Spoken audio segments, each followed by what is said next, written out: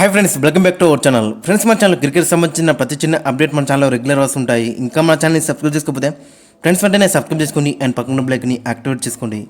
And అదే ఇంకా మన వీడియోని లైక్ చెప్తే ఫ్రెండ్స్ వెంటనే లైక్ చేసి మన వీడియోకి అయితే రీదాం. ఫ్రెండ్స్ తప్పకుండా లైక్ చేయండి. లైక్ చేస్తే మన వీడియో మార్కెట్కి ఫస్ట్ రీచ్ అవుతుంది. ఇంకా ఐపీఎల్ 2024లో మరి మ్యాచ్ నెంబర్ 22 వచ్చేసి సిఎస్కే వర్సెస్ కేకేఆర్. మరి ఒక టీం అయితే టేబుల్లో సెకండ్ ప్లేస్ ఉంది, ఒక టీం అయితే టేబుల్లో థర్డ్ ప్లేస్ ఉంది.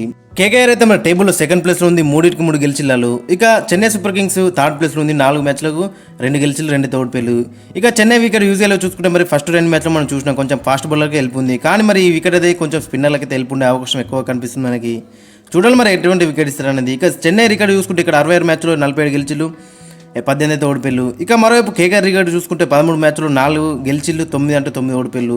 మరి చాలా పూర్ రికార్డు ఉందని చెప్పుకోవచ్చు మరి ఇక్కడ చీపాక్లో కేకేఆర్కి. ఇక వీరి మధ్య హెడ్ ఒకసారి మనం చూసుకుంటే మొత్తం 29 మ్యాచ్లో చెన్నై సూపర్ కింగ్స్ 18 సార్లు గెలిచింది, కోల్కతా నైట్ రైడర్స్ 10 సార్లు గెలిచింది. ఒక మ్యాచ్ వచ్చేసి నో రిజల్ట్గా ముగిసింది.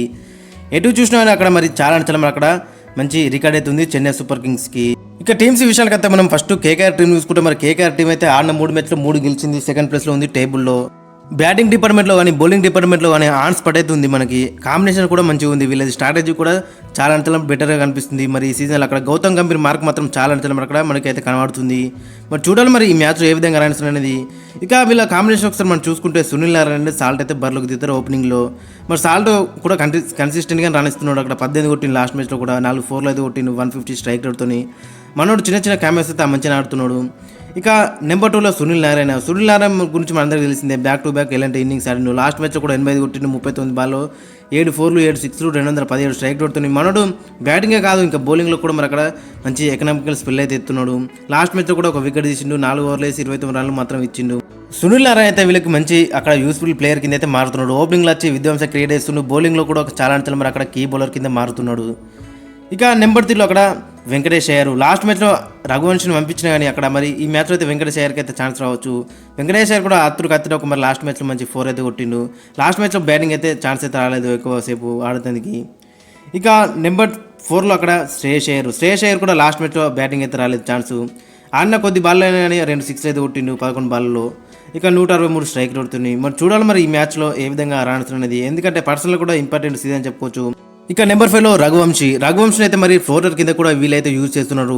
కండిషన్ ప్రకారం అయితే ఇతనైతే బ్యాటింగ్ డిపార్ట్మెంట్లో పంపిస్తున్నాడు. లాస్ట్ మ్యాచ్లో కూడా మరి అక్కడ నెంబర్ 3కి అయితే పంపించిండు. మరి చూడాలి మరి ఇతను ఏ విధంగా రాణిస్తున్నది ఈ మ్యాచ్లో. ఇక నెంబర్ 6లో రింకు సింగ్ కూడా గురించి మన అందరికీ తెలిసిందే. లాస్ట్ మ్యాచ్లో కూడా 8 బాల్ 20 కొట్టిండు, 325 స్ట్రైక్ రేట్తో 3 6లు 1 4. మరి ఇదే మనం ఎక్స్పెక్ట్ చేస్తున్నాం ఇతని దగ్గర నుంచి. మరి చూడాలి మరి ఏ విధంగా రాణిస్తున్నది. ఇతను కూడా చాలా ఇంపార్టెంట్ సీజన్ రాబోయే T20 వరల్డ్ కప్లో ఉండాలంటే. ఇక నెంబర్ 7లో అక్కడ రమన్దీప్ సింగ్ కూడా మరి లాస్ట్ మ్యాచ్లో అంత ఛాన్స్ అయితే రాలేదు. అంతకుముందు మ్యాచ్లో మనం చూసినాం ఏ విధంగా ఆడిండో. ఇక నెంబర్ 8లో రసెల్ మరి లాస్ట్ మ్యాచ్లో చూసినాం మనం 19 బాల్లో 40 కూడా కొట్టిండు, 217 స్ట్రైక్ రేట్తో 3 6లు 4 4లు. ఇతను కూడా మరి అక్కడ గౌతమ్ గంభీర్ అయితే మరి అక్కడ కండిషన్స్ ప్రకారం అయితే యూజ్ చేస్తున్నాడు. ఇక బౌలింగ్లో కూడా మనోడు మంచిగా ఎత్తున్నాడు. లాస్ట్ మ్యాచ్లో కూడా ఒక వికెట్ అయితే తీసిండు. ఓవరాల్ చూసుకుంటే మరి మంచి అటు బ్యాటింగ్తో పాటు బౌలింగ్లో కూడా మంచి కంట్రిబ్యూషన్ అయితే ఎత్తుండ్రు అనిల్ రసెల్. ఇక నెంబర్ 9లో స్టార్క్ కూడా లాస్ట్ మ్యాచ్లో మనం చూసినాం ఏ విధంగా బౌలింగ్ చేసినో. అక్కడ 2 వికెట్లు తీసుకున్నాడు, 3 ఓవర్లకు 25 రన్లు ఇచ్చిండు 8.3 ఎకానమీతోని. చూడాలి మరి ఈ మ్యాచ్లో ఏ విధంగా రాణిస్తున్నది.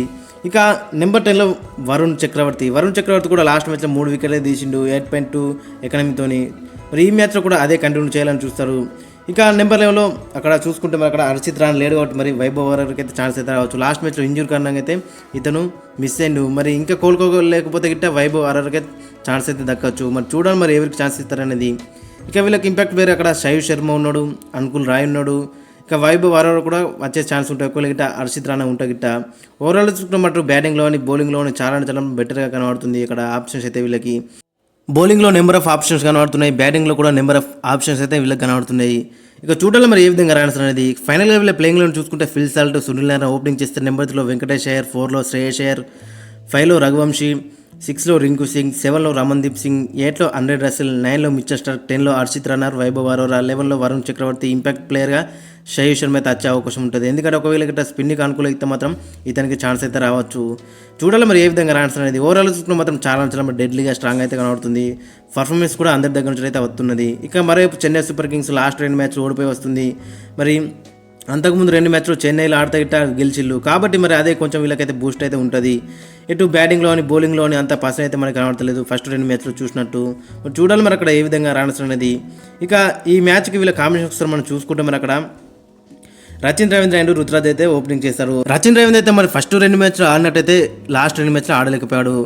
టూ మచ్ షార్ట్స్ అయితే ఆడుతున్నాడు. మరి లాస్ట్ మ్యాచ్లో కూడా 12 కొట్టింది, 9 బాల్లో 2 4లు, 133 స్ట్రైక్ రేట్తోని చాలా డిసప్పాయింట్ చేసిన చెప్పుకోవచ్చు. అంతకుముందు 2 మ్యాచ్లో చెన్నైలో మరి అక్కడ మంచిగా సాలిడ్గా మనకు కనిపించిండు. కానీ మరి లాస్ట్ 2 మ్యాచ్లో టూ మచ్ డిసప్పాయింట్ చేసిందని చెప్పుకోవచ్చు. మరి చూడాలి మరి ఈ మ్యాచ్లో ఏ విధంగా రాణిస్తుంది అనేది. ఇక్కడ నెంబర్ 2లో రుతురాజ్కి అయితే మరి అక్కడ కెప్టెన్సీ ప్రెజర్ అయితే ఖచ్చితంగా పడుతుందని చెప్పుకోవచ్చు. స్ట్రైక్ రేట్ చూసినట్టు, రన్స్ చూసినా, ఎటు చూసినా చాలా మరి అక్కడ ఇబ్బంది పడుతున్నారని చెప్పుకోవచ్చు. మరి చూడాలి మరి ఈ మ్యాచ్లో ఏ విధంగా రాణిస్తున్నది. లాస్ట్ మ్యాచ్ 26 కొట్టిండు, 21 బాల్లో 123 స్ట్రైక్ కొడుతుంది. మరి అది చాలదు మరి అక్కడ టీంకి అయితే. మరి ఇక నెంబర్ 3లో రహానే కూడా మరి అక్కడ పేసర్ లెక్క అయితే ఆడలేకపోతున్నారు. లాస్ట్ మ్యాచ్లో కూడా మనం 116 స్ట్రైక్ కొడుతుంది, 35 కొట్టిండు, 30 బాల్లో 2 4లు 1 6. మరి ఇతని దగ్గర నుంచి అగ్రెసివ్ అయితే మనకి కనబడతలేదు లాస్ట్ సీజన్ లెక్క. మరి చూడాలి మరి ఈ మ్యాచ్లో ఏ విధంగా రాణిస్తున్నది. ఇంకా నెంబర్ 4లో శివన్ దుబే ఒక్కడే మరి అక్కడ అన్ని మ్యాచ్లో కూడా అగ్రెసివ్ స్టాట్ అయితే టీంకి అయితే అందిస్తున్నాడు. లాస్ట్ మ్యాచ్లో కూడా 45 కొట్టిండు, 24 బాల్లో 180 స్ట్రైక్ రేట్తోని 2 4లు 4 6 అయితే మనకు కొట్టిండు. ఇతను ఏంటి మరి అక్కడ కొంచెం అక్కడ మంచి స్కోర్ అయితే వచ్చిందని చెప్పుకోవచ్చు సిఎస్కేకి. మరి చూడాలి మరి ఈ మ్యాచ్లో ఏ విధంగా రాణిస్తున్నది. ఇక నెంబర్ 5లో మిచ్చెల్ మొయిన్ అలీ అక్కడ గిట్ట ముస్తఫిజ్ రెహమాన్ పతినారాయణ గిట్ట ఆడితే మాత్రం అక్కడ మరి మొయిన్ అలీకి ఛాన్స్ అయితే రావచ్చు. ఎందుకంటే స్పిన్లో ఇంకా వీళ్ళకైతే ఆప్షన్స్ లేవు బరాబరి. అక్కడ left hands too much left handers ఉన్నారు కాబట్టి అక్కడ మరి ఇతనికైతే ఛాన్స్ అయితే రావచ్చు. ఇక నెంబర్ 6లో జడేజా లాస్ట్ మ్యాచ్లో మరి అక్కడ 31 కొట్టింది 23 బాల్లో. అండ్ బౌలింగ్లో కూడా మరి అక్కడ డిసప్పాయింట్ చేసిందని చెప్పుకోవచ్చు. బ్యాటింగ్లో పర్వాలేదు అనిపించిన కానీ బౌలింగ్లో మాత్రం 2 many రన్స్ అయితే లీక్ ఇస్తున్నాడు. మరి చూడాలి మనోడు ఏ విధంగా కంబ్యాక్ చేస్తారనేది. ఇక నెంబర్ 7లో ఎంఎస్ ధోని కొంచెం ముందుకు వస్తే మాత్రం చాలా బెటర్ ఉంటుంది. ఒక నెంబర్ 5లో బ్యాటింగ్ వస్తే మాత్రం చాలా బెటర్ ఉంటుంది. చూడాలి మరి ఈ మ్యాచ్లో ఏ విధంగా రాణిస్తున్నది.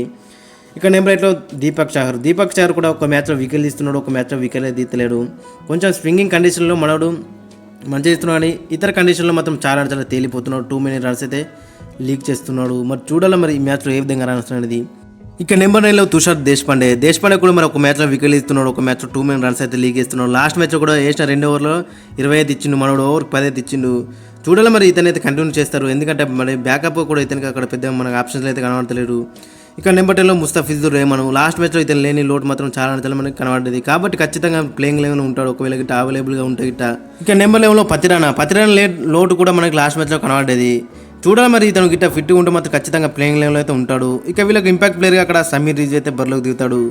ఓవరాల్ చూసుకుంటే మరి డీసెంట్గానే లైనప్ మాత్రం కనబడుతుంది. ఇక డేరిల్ మిచెల్ ప్లేస్లో మరి అక్కడ మొయిన్ అలీ అయితే ఖచ్చితంగా ఆడే అవకాశం ఉంటుంది. ఎందుకంటే కేకేఆర్లో మరి అక్కడ లెఫ్ట్ హ్యాండర్స్ ఉన్నారు కాబట్టి మరి మొయిన్ అలీకి ఛాన్స్ అయితే రావచ్చు in place of Daryl Mitchell. ఒకవేళ గిట్ట ఇద్దరు పేసర్లు ఫారెన్ ప్లేసర్లు గిట్ట ఆడితే గిట్ట. ఇక ఫైనల్గా ప్లేయింగ్ లెవెన్ చూసుకుంటే రుతురాజ్ గైక్వాడ్, రచిన్ రవీంద్ర ఓపెనింగ్ చేస్తే నెంబర్ 3లో అజింక్య రహానే, 4లో డేరిల్ మిచెల్, 5లో శివన్ దుబే, నెంబర్ 6లో రవీంద్ర జడేజా, నెంబర్ 7లో ఎంఎస్ ధోని, నెంబర్ 8లో దీపక్ చహర్, నెంబర్ 9లో తుషార్ దేశపాండే, నెంబర్ 10లో ముస్తఫిజుర్ రెహమాన్, నెంబర్ 11లో మతీషా పతిరానా. ఇంపాక్ట్ పేరుగా వీళ్ళకి సమీర్ రిజ్ అయితే బరిలోకి దిగుతారు. ఓవరాల్ చూసుకుంటే మరి డీసెంట్ కనబడుతుంది. లాస్ట్ 2 మ్యాచ్లో తోడిపోయి వచ్చారు కాబట్టి మరి ఖచ్చితంగా ఈ మ్యాచ్ గెలుదామని చూస్తారు. ఇక మరోవైపు కేకేఆర్ మాత్రం చాలా స్ట్రాంగ్గా కనబడుతుంది. వాళ్ళ కాంబినేషన్ మాత్రం చాలా వాళ్ళకి సెట్ అయింది. వాళ్ళ స్ట్రాటజీస్ కూడా డిఫరెంట్గా మనకైతే కనబడుతున్నాయి.